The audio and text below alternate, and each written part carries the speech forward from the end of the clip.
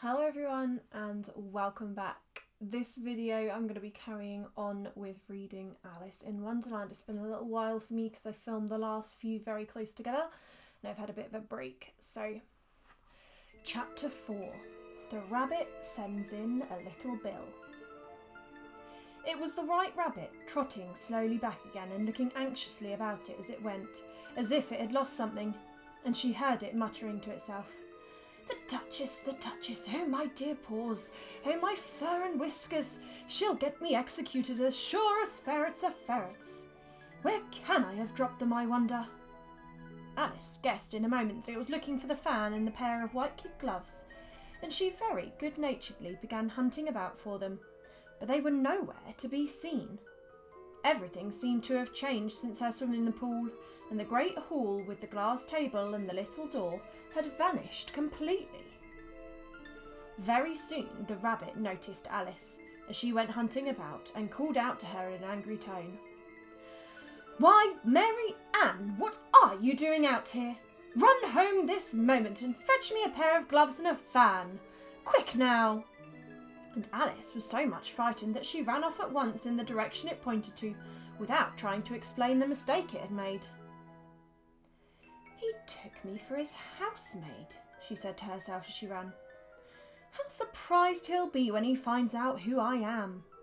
But I'd better take him his fan and gloves. That is, if I can find them." As she said this, she came upon a neat little house, on the door of which was a bright brass plate with the name W. Rabbit engraved upon it. She went in without knocking and hurried upstairs in great fear, lest she should meet the real Mary Ann and be turned out of the house before she had found the fan and gloves.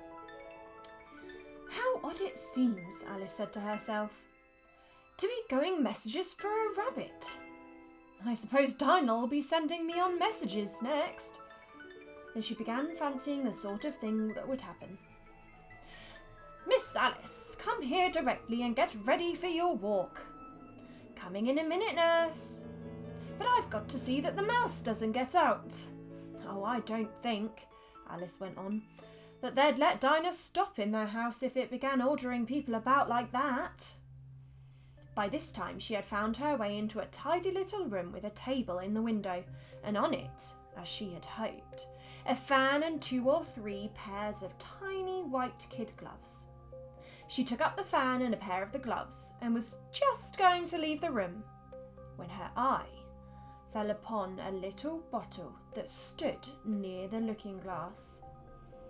There was no label this time with the words "Drink me," but nevertheless she uncorked it and put it to her lips.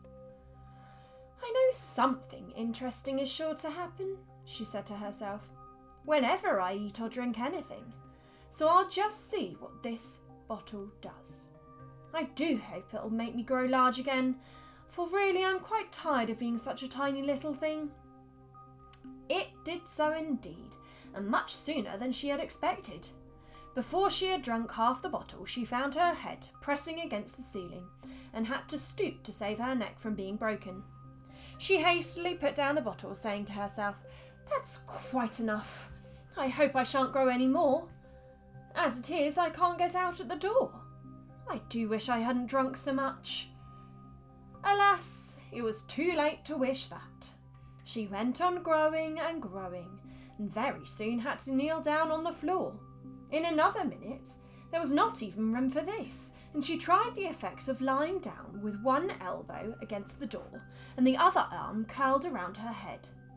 Still, she went on growing, and as a last resource, she put one arm out of the window and one foot up the chimney and said to herself, "Now I can do no more, whatever happens.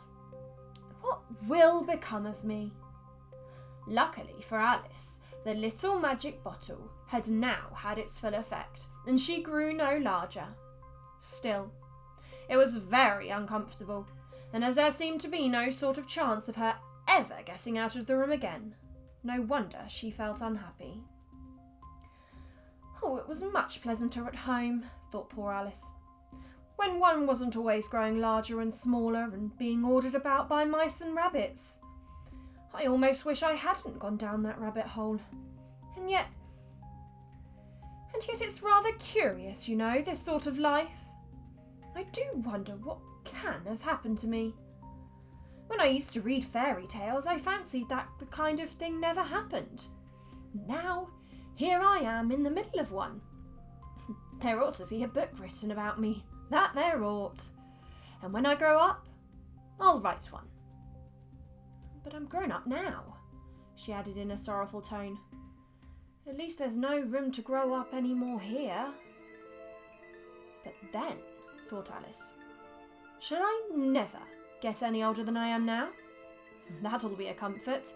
One way, never to be an old woman. But then, always to have lessons to learn. Oh, I shouldn't like that. Oh, you foolish Alice. She answered herself. How can you learn lessons in here? Why, there's hardly room for you and no room at all for any lesson books. And so she went on, taking first one side and then the other, and making quite a conversation of it altogether. But after a few minutes she heard a voice outside and stopped to listen. Marianne, said the voice. Fetch me my gloves this moment. Then came a little pattering of feet on the stairs.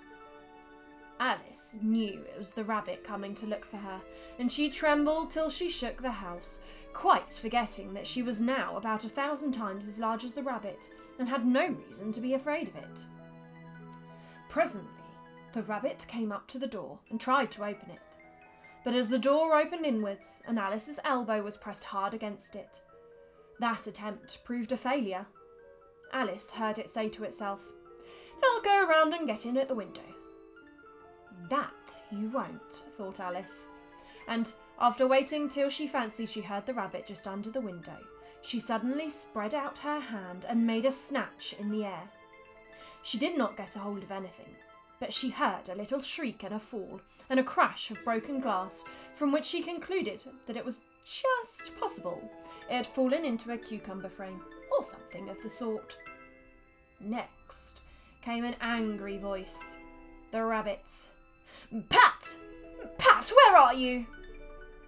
And then a voice she had never heard before. Sure then, I'm here, digging for apples, your honour. Digging for apples indeed, said the rabbit angrily. Here, come and help me out of this. Sounds of more broken glass. Now tell me, Pat, what's that in the window? Sure, it's an arm, your honour. An arm, you goose? Who ever saw one that size? Why, it fills the whole window. Sure it does, your honour, but it's an arm for all that. Well, it's got no business there at any rate. Go and take it away. There was a long silence after this, and Alice could only hear whispers now and then, such as, Sure, I don't like it, your honour, at all. At all. Do as I tell you, you coward. And at last she spread out her hand again and made another snatch in the air. This time there were 2 little shrieks and more sounds of broken glass. What a number of cucumber frames there must be, thought Alice. I wonder what they'll do next. As for pulling me out of the window, I only wish they could. I'm sure I don't want to stay in here any longer. She waited for some time without hearing anything more. At last came a rumbling of little cartwheels and the sound of a good many voices all talking together. She made out the words. Where's the other ladder? Oh, I hadn't to bring one. Bill's got the other. Bill, fetch it here, lads. Here, put 'em up at this corner. No, tie 'em together first. They don't reach half high enough yet. Oh, they'll do well enough. Don't be particular. Here, Bill, catch hold of this rope. Or the roof bear. Mind that loose slate. Oh, it's coming down. It's below. Now who did that? It was Bill, I fancy. Who's to go down the chimney? Nay, I shan't. You do it. That I won't, then. Bill's to go down. Here, Bill. The master says you're to go down the chimney. Oh, So Bill's got to come down the chimney, has he? Said Alice to herself. Shy, they seem to put everything upon Bill. I wouldn't be in Bill's place for a good deal. This fireplace is narrow, to be sure, but I think I can kick a little. She drew her foot as far down the chimney as she could and waited until she heard a little animal. She couldn't guess of what sort it was, scratching and scrambling about in the chimney close above her. Then, saying to herself, "This is Bill," she gave one sharp kick and waited to see what would happen next. The first thing she heard was a general chorus of, "There goes Bill!" Then the rabbit's voice along, "Catch him, you by the hedge!" Then silence. And then another confusion of voices. "Hold up his head! Brandy now! Don't choke him! How was it, old fellow? What happened to you? Tell us all about it!" Last came a little feeble squeaking voice. "That's Bill," thought Alice. "Well, I hardly know. No more, thank you. I'm better now. But I'm a deal too flustered to tell you. All I know is something comes at me like a jack-in-the-box, and up I goes like a skyrocket." "So you did, old fellow," said the others. "We must burn the house down," said the rabbit's voice, and Alice called out as loud as she could, "If you do, I'll set Dinah on you." There was a dead silence instantly, and Alice thought to herself, "I wonder what they will do next. If they had any sense, they'd take the roof off." After a minute or two, they began moving about again, and Alice heard the rabbit say, "A barrelful will do to begin with." "A barrelful of what?" thought Alice. But she had not long to doubt, for the next moment a shower of little pebbles came rattling in at the window, and some of them hit her in the face. "I'll put a stop to this," she said to herself, and shouted out, "You'd better not do that again," which produced another dead silence. Alice noticed with some surprise that the pebbles were all turning into little cakes as they lay on the floor, and a bright idea came into her head. "If I eat one of these cakes," she thought, "it's sure to make some change in my size, and as it can't possibly make me larger, it must make me smaller, I suppose." So she swallowed one of the cakes and was delighted to find that she began shrinking directly. As soon as she was small enough to get through the door, she ran out of the house and found quite a crowd of little animals and birds waiting outside. The poor little lizard, Bill, was in the middle, being held up by 2 guinea pigs who were giving it something out of a bottle. They all made a rush at Alice the moment she appeared, but she ran off as hard as she could, and soon found herself safe in a thick wood. "The first thing I've got to do," said Alice to herself as she wandered about in the wood, "is to grow to my right size again. And the second thing is to find my way into that lovely garden. I think that will be the best plan." It sounded an excellent plan, no doubt, and very neatly and simply arranged. The only difficulty was that she had not the smallest idea how to set about it, and while she was peering about anxiously among the trees, a little sharp bark just over her head made her look up in a great hurry. An enormous puppy was looking down at her with large round eyes, and feebly stretching out one paw trying to touch her. "Oh, poor little thing," said Alice in a coaxing tone, and she tried hard to whistle to it. But she was terribly frightened all the time at the thought that it might be hungry, in which case it would be very likely to eat her up in spite of all her coaxing. Hardly knowing what she did, she picked up a little bit of stick and held it out to the puppy, whereon the puppy jumped into the air off of its feet all at once with a yelp of delight and rushed at the stick, and made believe to worry it.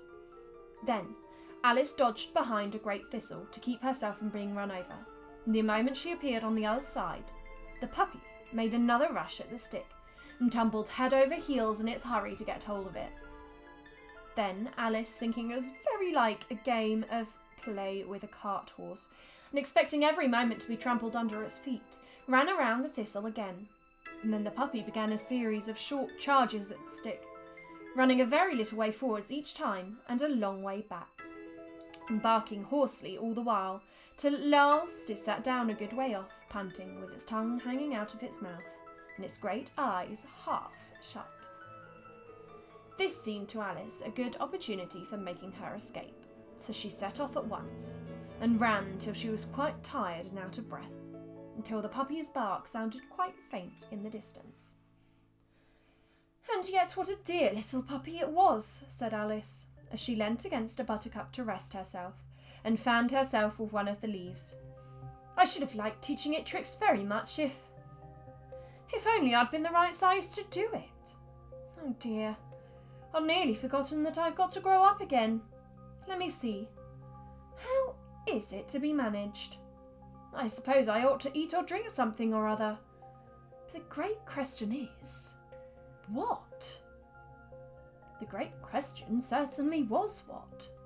Alice looked all around her at the flowers and the blades of grass, but she did not see anything that looked like the right thing to eat or drink under the circumstances.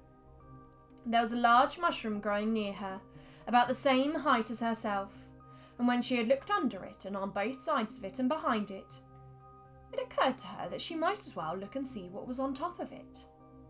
She stretched herself up on tiptoe and peeped over the edge of the mushroom, and her eyes immediately met those of a large caterpillar that was sitting on the top with its arms folded, quietly smoking a long hookah and taking not the smallest notice of her or of anything else.